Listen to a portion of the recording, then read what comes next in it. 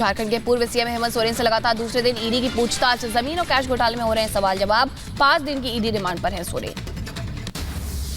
राज्य के पूर्व सीएम हेमंत सोरेन पर सेना की जमीन पर कब्जा करने का आरोप। 8.46 एकड़ जमीन को हथिया कर बनाई बाउंड्री वॉल और गार्ड रूम।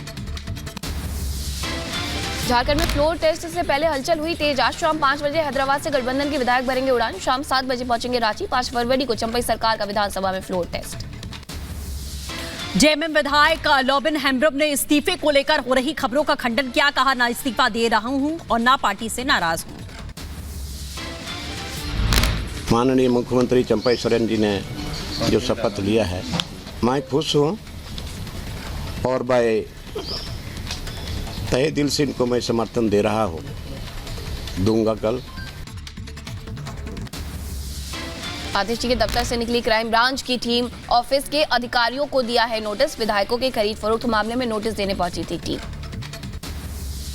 क्राइम ब्रांच के नोटिस का 5 फरवरी तक आतिशी को देना है जवाब। आतिशी के ओएसडी दीपक दहिया को टीम ने नोटिस दे दिया है।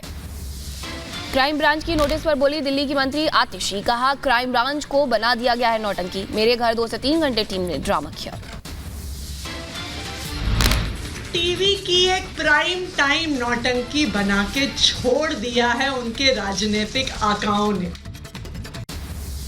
आतिशी का आरोप, ना कोई एफआईआर ना कोई धारा। 48 घंटे में सिर्फ चिट्ठी देकर गई क्राइम ब्रांच। अब ये नोटिस भी मजेदार है। ये नोटिस ना तो एफआईआर है, ना ये किसी प्रकार का समन्स है। बीजेपी नेता बासी स्वराज का आम आदमी पार्टी पर हमला। कहा, अगर आरोप लगाया तो सबूत भी पेश करें। केजरीवाल हर बार असत्य का क्यों लेते हैं सहारा। मेरा निवेदन है आतिशी जी और केजरीवाल जी से कि आपने जब ये दावे करे थे कि आपके पास एविडेंस है, तो अब जब पुलिस आपके पास आ रही है तो आप जांच में जुड़कर वो सबूत पुलिस को देते क्यों नहीं हैं? दिल्ली के सीएम अरविंद केजरीवाल का दावा, बीजेपी से मिला पार्टी में शामिल होने का ऑफर। पार्टी में शामिल होने पर माफ हो जाते हैं सारे गुनाह। मैं भी नहीं झुकने वाला। ये कहते हैं बीजेपी में आ जाओ, हम छोड़ देंगे। मैंने कहा बिल्कुल नहीं आऊंगा बीजेपी में, कतई नहीं आऊंगा बीजेपी में। क्यों आ जाए बीजेपी में? नहीं आते बीजेपी में। बीजेपी में चले जाओ तो सारे खून माफ सब। क्राइम ब्रांच की नोटिस को लेकर के बीजेपी का आप पर हमला। प्रवेश वर्मा ने कहा, नोटिस से नहीं बच सकती है पार्टी। ये अपना बहुत ही दुर्भाग्यपूर्ण है और मैं इसकी निंदा करता हूं। और मैं अरविंद केजरीवाल से कहना चाहता हूं कि अगर शराब पॉलिसी में कोई स्कैम नहीं किया आपने, तो आप जो इन्वेस्टिगेशन को ज्वाइन कीजिए। केजरीवाल और आतिशी को नोटिस दिए जाने पर बीजेपी का हमला। कहा, सभी दोषियों को दी जाएगी सजा। किसने रिश्वत देने की कोशिश की, पुलिस लगाना चाह रही है पता। बीजेपी सांसद गौतम गंभीर का आप पर हमला। कहा, जो सच्चे और ईमानदार होते हैं वो भागते नहीं, सच्चाई डरती नहीं लड़ती है। बीजेपी नेता मनजिंदर सिंह सिरसा ने आतिशी पर साधा निशाना। बोले, पहले विधायकों की खरीद फरोख्त का आरोप लगाया, अब जांच में नहीं कर रहे सहयोग। ना कोई खरीदने वाला था, ना कोई बिकने वाला था। ईडी से ध्यान हटाने के लिए ये एक अडंबर रचा गया था, एक जंजाल रचा गया था, जिसके अंदर आतिशी जी और अरविंद केजरीवाल जी खुद ही फंस गए। अब बेचारे इतने डरे फिर रहे हैं, घर छोड़ छोड़ के भाग रहे हैं। पर आतिशी जी, जवाब तो देना पड़ेगा। आतिशी पर बीजेपी का हमला। हरीश खुराना ने कहा, दिल्ली की मंत्री को देने होंगे जवाब। उन्होंने लगाया बीजेपी पर गलत आरोप। भारतीय जनता पार्टी के ऊपर आतिशी जी ने भी और अरविंद केजरीवाल जी ने भी आरोप लगाया कि भारतीय जनता पार्टी के लोग आम आदमी पार्टी के एमएलए को खरीदना चाहते। अब नहीं चलने वाला। अब तो आपको नाम बताने होंगे, अन्यथा कानून का सामना करना होगा। आरजेडी सांसद मनोज झा और पीएम मोदी और गृह मंत्री पर आरोप लगाया। कहा, जहां जहां बीजेपी कमजोर वहां ईडी मजबूत। नहीं, ये बीजेपी है। मोदी जी और अमित शाह जी हैं, उनके इशारे पे ही होता है, उनके इरादे पे ही ये अपना इरादा बनाते हैं। जहां कमजोर होते हैं वहां ईडी मजबूत होती है। दिल्ली बीजेपी अध्यक्ष वीरेंद्र सचदेवा का अरविंद केजरीवाल पर हमला। कहा, शराब घोटाले में सीएम का नाम बिना जवाब दिए भागना बता रहा है घोटाले में है उनका हाथ। तो हमारा तो ये मानना है कि दिल्ली में जिस तरह से भ्रष्टाचार किया गया है शराब नीति में, और अरविंद केजरीवाल का इस तरह से भागना, ये साबित करता है कि कहीं ना कहीं इस घोटाले में उनका बहुत बड़ा हाथ है, जिससे वो बचना चाहते हैं। केंद्रीय मंत्री नित्यानंद राय का केजरीवाल पर हमला, कहा देश का कानून अपने हिसाब से काम कर रहा है, भ्रष्टाचार करने वालों पर हो रही है कार्रवाई। असम के गुवाहाटी में पीएम की रैली, कहा योजनाओं से राज्य में पर्यटन समेत कई क्षेत्र में बढ़ेगा रोजगार। ये प्रोजेक्ट असम में टूरिज्म सेक्टर में नए रोजगार पैदा करेंगे और स्पोर्टिंग टैलेंट को भी नए अवसर देंगे। पीएम मोदी ने कहा कामाख्या में बनेगा नया कॉरिडोर, कामाख्या दिव्य परियोजना होगा असम में पर्यटन का प्रवेश द्वार। विकास विरासत को पीएम मोदी ने बताया डबल इंजन सरकार की नीति, कहा अतीत भुलाकर कोई देश नहीं हो सकता विकसित। अपने अतीत को ऐसे मिटाकर, ऐसे भुलाकर, अपनी जड़ों को काटकर कभी विकसित नहीं हो सकता। पीएम मोदी ने गुवाहाटी के लोगों का स्वागत और सम्मान के लिए आभार व्यक्त किया, कहा दीप जलाकर सम्मान देना मेरे लिए बहुत बड़ी अमानत है।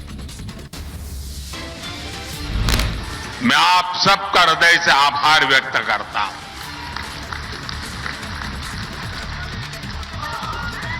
मैंने टीवी पर देखा कि आप लोगों ने लाखों दीप जलाए। पीएम मोदी ने कहा असम में अफस्पा हटाने के बाद 7000 युवाओं ने छेड़े हथियार, देश की प्रगति के लिए काम करने का संकल्प लिया। असम दौरे पर प्रधानमंत्री मोदी गुवाहाटी में किया रोड शो, हाथ हिलाकर किया लोगों का अभिवादन। सीएम हिमंता बिस्वा शर्मा भी मोदी के साथ मौजूद रहे। पीएम मोदी के रोड शो में भारी संख्या में दिखी लोगों की भीड़, लोगों ने मोदी मोदी के नारे लगाए। प्रधानमंत्री मोदी ने असम को दी 11,000 करोड़ की सौगात, कई विकास परियोजनाओं की रखी आधारशिला। दिल्ली के सीएम अरविंद केजरीवाल ने 2 नए स्कूल भवनों की रखी आधारशिला, रोहिणी के सेक्टर 41 में किया शिलान्यास। दिल्ली की मंत्री आतिशी भी मौजूद रही। केंद्रीय मंत्री प्रहलाद जोशी का कांग्रेस पर बड़ा हमला, कहा कांग्रेस ने हिंदुओं का अपमान किया, देश को तोड़ने की लगातार करते हैं बात। कांग्रेस पार्टी का नीति है भारत और हिंदू ये सभी विषय पर वो विरोध करना, और जो बाहर की ताकतें हैं वो बाहर की ताकतें को बढ़ावा देना कांग्रेस पार्टी का नीति है। तेजस्वी यादव पर बिहार के डिप्टी सीएम का बयान, सम्राट चौधरी बोले उनके बयान से नहीं पड़ता फर्क, वो अपराधी के प्रतीक। तेजस्वी जी के बयान से कोई फर्क बिहार में नहीं पड़ता है, वो गुंडों के प्रतीक है, अपराधी के प्रतीक। महाराष्ट्र सरकार में मंत्री और ओबीसी नेता छगन भुजबल का बड़ा बयान, कहा मैंने नवंबर में मंत्री पद से इस्तीफा दिया था, मरते दम तक ओबीसी के लिए लड़ूंगा। महाराष्ट्र विधायक छगन भुजबल के मंत्री पद से इस्तीफे पर बोले बीजेपी के नेता आशीष राव, कहा बीजेपी हमेशा से ओबीसी के पक्ष में रही।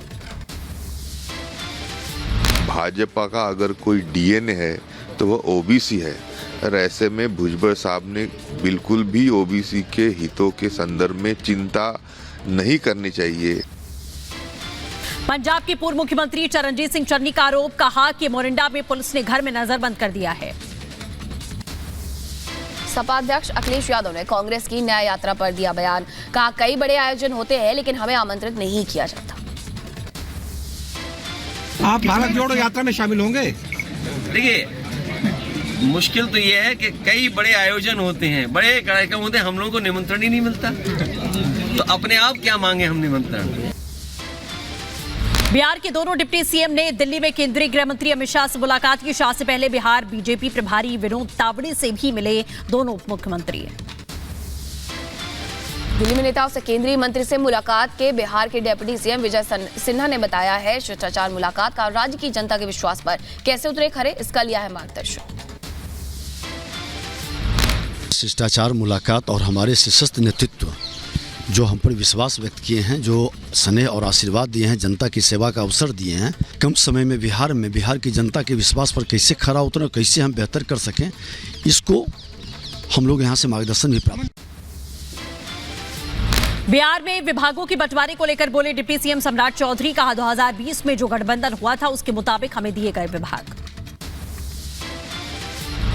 हमारा तो 2020 में जो गठबंधन हुआ था उसके आधार पर जो माननीय मुख्यमंत्री जी ने हम लोगों को विभाग दिया है, उस पर हम लोग काम करेंगे, बिहार के विकास के लिए काम करेंगे। पश्चिम बंगाल के बीजेपी प्रदेश अध्यक्ष सुकांता मजूमदार का बयान, कहा ममता बनर्जी का धरना एक नाटक है, टीएमसी को किया गया है फंड रिलीज, जनता देगी राज्य सरकार को जवाब। यूपी के कौशाम्बी में सपा नेता स्वामी प्रसाद मौर्य को दिखाए गए काले झंडे, वीएचपी कार्यकर्ताओं ने किया विरोध, सनातन विरोधी बयानों के खिलाफ दिखाए गए काले झंडे। पश्चिम बंगाल के मालदा में छात्रा की हत्या मामले पर बोले बीजेपी के प्रदेश अध्यक्ष सुकांता मजूमदार, छात्रा की हत्या मामले में 1 से ज्यादा लोग इन्वॉल्व हैं, पूरी घटना स्क्रिप्टेड। हिमाचल प्रदेश के कांगड़ा दौरे पर बीजेपी अध्यक्ष जेपी नड्डा श्री बज्रेश्वरी माता मंदिर में पूजा अर्चना की, मां से आशीर्वाद लिया। धर्मशाला के दौरे पर बीजेपी अध्यक्ष जेपी नड्डा ने पार्टी के कार्यकर्ताओं के साथ की बैठक, 24 के चुनाव की रणनीति पर चर्चा की।